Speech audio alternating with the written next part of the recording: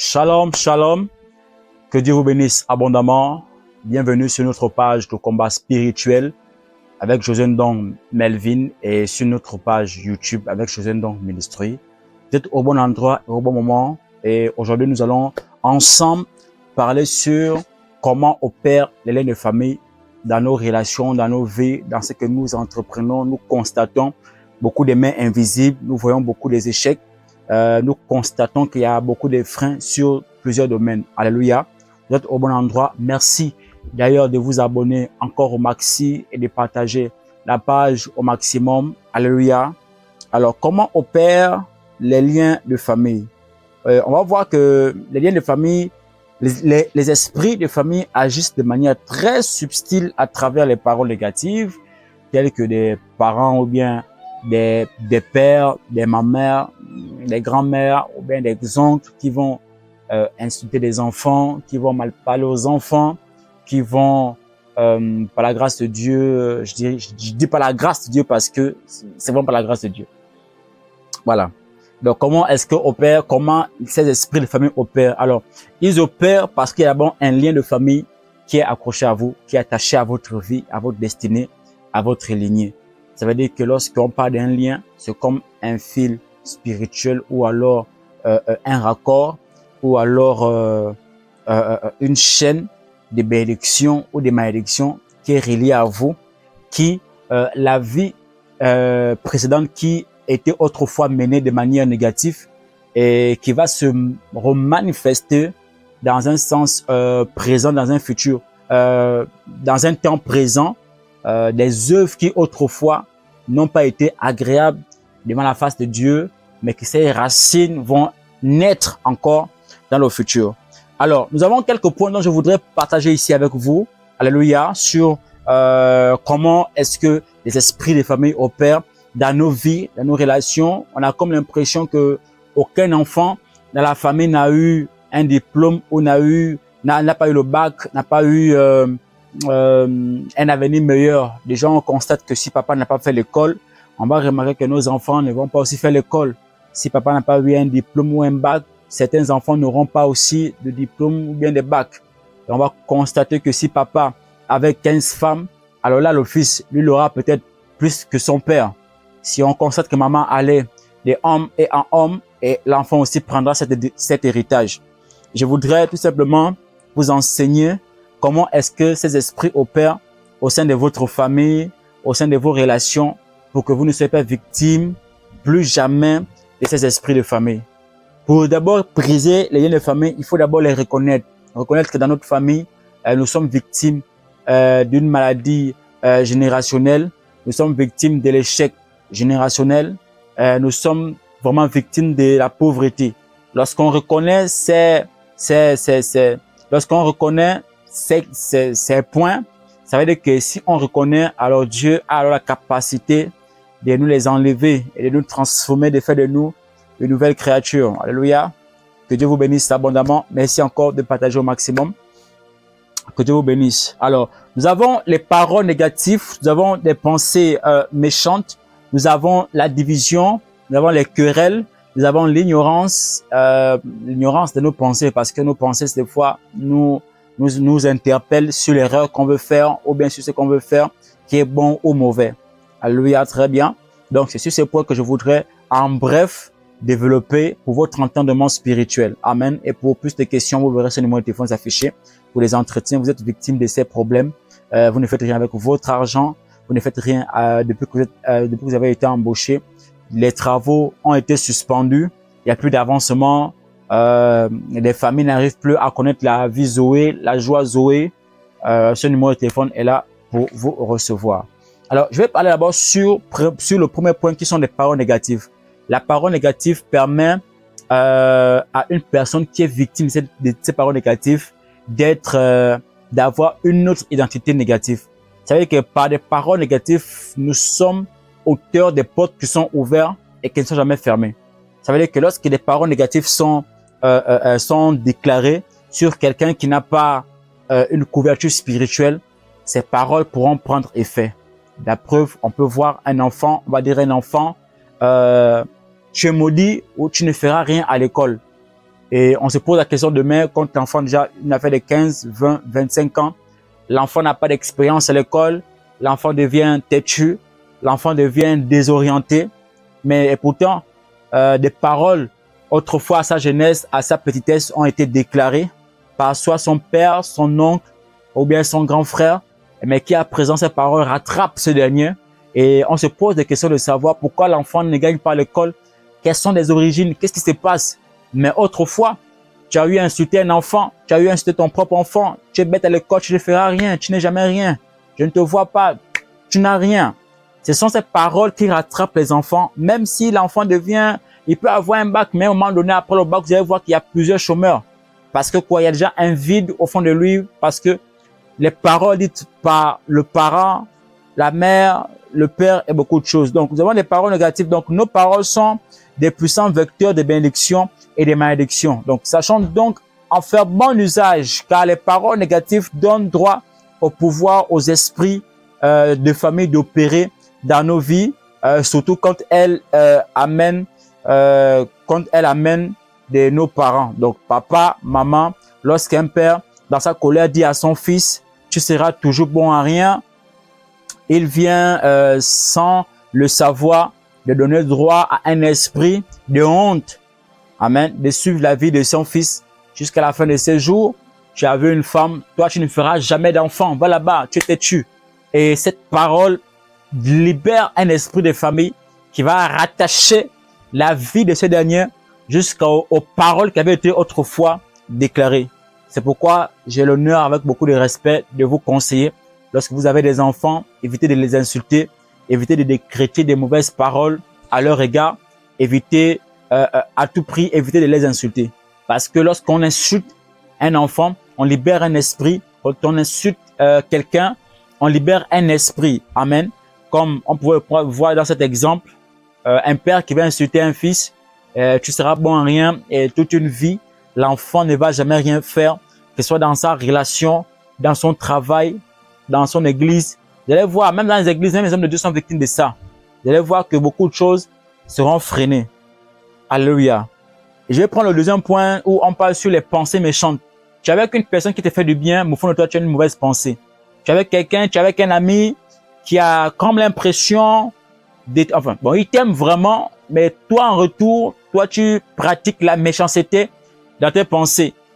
Bien-aimé dans l'Éternel, lorsque on vit en société, il faut savoir partager la pensée. On ne garde pas la pensée pour soi, pour après, derrière le dos, il faut murmurer ou critiquer. Est-ce que je parle bien l'esprit de quelqu'un?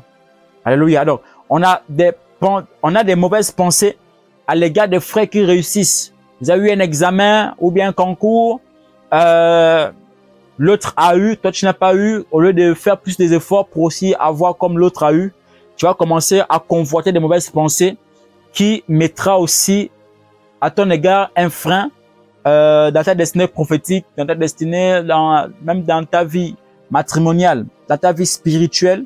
Amen. Donc, en étant comme nous sommes aussi esprits et nous travaillons souvent avec notre esprit, nos pensées, c'est à quoi nous pensons fortement peut arriver. Des fois, l'homme a comme toujours l'impression de penser négativement.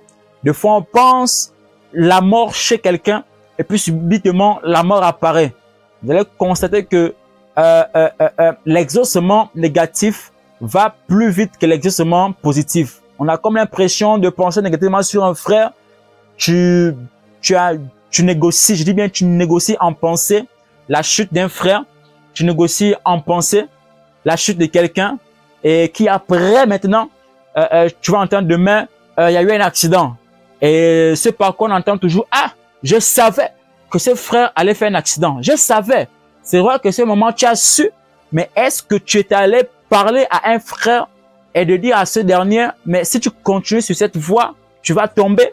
Tu ne l'as pas fait. Ça veut dire que là, à ce moment, tu as nourri une mauvaise pensée à son égard pour voir ce dernier tomber. Et pour les chrétiens qui le font, croyez-moi, c'est un gros péché. Est-ce que je parle à l'esprit de quelqu'un? Alléluia. Donc, c'est pourquoi la Bible nous dit de veiller sur nos pensées, car c'est de là que viennent des œuvres de la vie, donc des sources de la vie. Donc, vous voyez que la pensée est comme un carburant de l'homme. C'est-à-dire que si l'homme n'a pas une pensée, si l'homme n'a pas une vision, l'homme ne peut rien faire. C'est-à-dire qu'avant d'attraper quelque chose, on a déjà eu une pensée sur la chose avant qu'on l'attrape. Lorsqu'on veut faire quelque chose, on a déjà la pensée sur la chose. Un peu comme des gens qui sont malades de ce qu'on appelle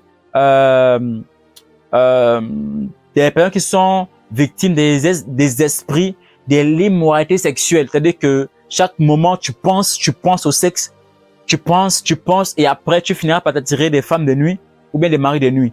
Donc, lorsque les pensées des chrétiens, des hommes de Dieu sont fixées sur Dieu, sur la parole de Dieu, on ne peut que s'acquitter des bénédictions, on ne peut que prendre les bénédictions, on ne peut que prendre les grâces, on ne peut que prendre l'onction, on ne peut que prendre la source de la parole et la profondeur de la parole afin de l'exploser, sinon afin de l'exploiter.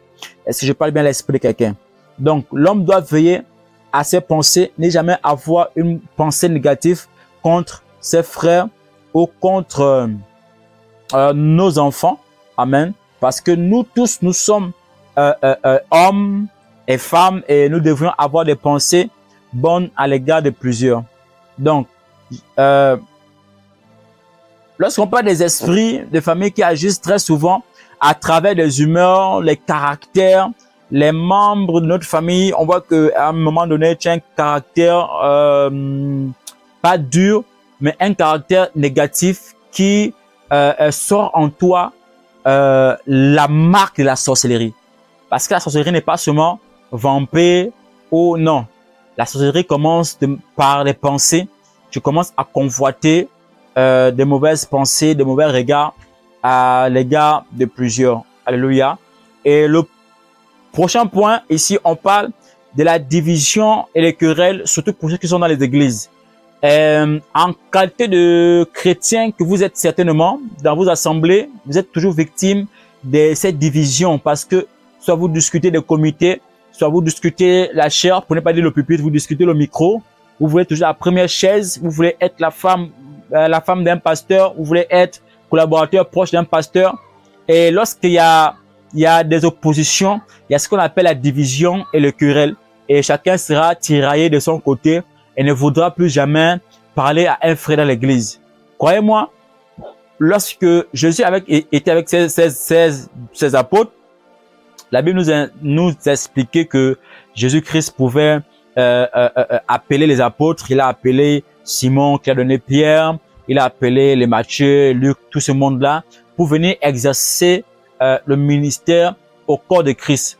Ça veut dire que tous ont été appelés, mais ils n'ont pas été appelés pour une même mission. C'est vrai que la mission générale, c'est l'évangile, mais dans le sacerdoce, chacun avait sa part. On voyait des gens qui étaient collecteurs des impôts, on voyait des personnes qui étaient collaborateurs de Jésus, on voyait des personnes qui étaient conseillers même de Jésus là à l'intérieur, on voyait déjà les pierres, on voyait les gens qui étaient autour de Jésus, mais tous n'étaient pas autour de Jésus, tous n'apportaient pas des pensées, des projets à l'égard de Jésus, et pourtant tous étaient autour du Messie. Donc, c'est tout simplement dire que si nous sommes tous auprès du Seigneur, c'est-à-dire que tout le monde n'a pas une même mission. D'autres sont appelés à être des bâtisseurs, d'autres sont appelés à être des bergers, d'autres sont appelés à être des libérateurs. Parce que tous à l'église, Dieu peut t'élever financièrement dans une assemblée pour que tu puisses investir au sein de l'église. Parce que forcément, tu auras quelque chose en retour de manière spirituelle. Dieu peut t'appeler dans l'église pour peut-être balayer la salle. Dieu peut t'appeler à l'église pour être, par exemple, près de l'homme de Dieu. Dieu peut t'appeler à l'église pour être collaborateur. Dieu peut t'appeler à l'église pour être cette sentinelle, cette femme ou bien cet homme qui prie nuit et jour pour l'homme de Dieu, qui prie pour le réveil de l'église et qui prie pour l'église. Donc, dans une famille où il y a de l'amour, la paix et l'entente, là se trouve l'esprit de Dieu. Et les esprits de famille ne peuvent jamais agir convenablement. Donc, ils ont besoin d'un total clément, de confusion, de division pour mieux s'infiltrer et régner. Donc, c'est ceux qui sont à la base des confusions et des divisions, c'est ceux qui sont à la base de la haine et de la jalousie dans nos familles, dans nos églises. Ils choisissent pour, ils choisissent pour cela des personnes dont le cœur y est naturellement disposé. Donc, veillons sur les pensées de nos cœurs, enseignons cela à nos enfants. Amen. Enseignons cela à nos enfants afin de bien agir dans l'église, afin de bien agir devant la face de Dieu. Alléluia. Que Dieu vous bénisse abondamment. Alors, donc, pour clore avec ce dernier point, vous pouvez lire le livre de Proverbes,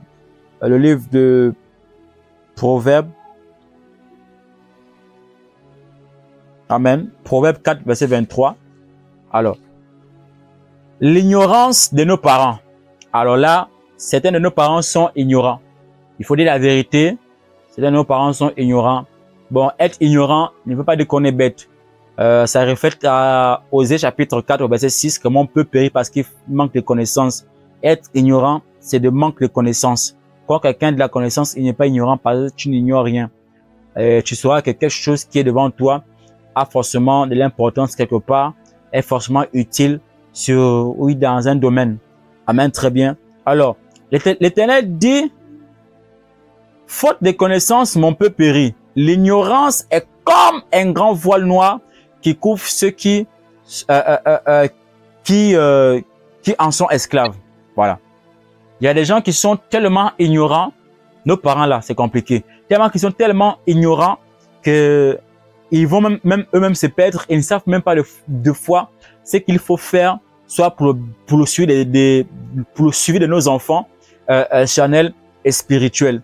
Et aussi, à ce niveau, on a comme l'impression d'avoir, on dit que les chrétiens soient une brebis, sont un père spirituel et un père géniteur, et on voit que le père spirituel nourrit bien l'enfant, son fils spirituel par rapport au père géniteur. Il y a une grande différence là à ce niveau que beaucoup de parents ignorent. Je vois des hommes de Dieu qui prennent la responsabilité de mettre plusieurs élèves à l'école, de payer des études, des taxis, de quoi manger, tandis que le parent, à cause de l'irresponsabilité, va perdre les grâces que le père spirituel est en train d'en bénéficier.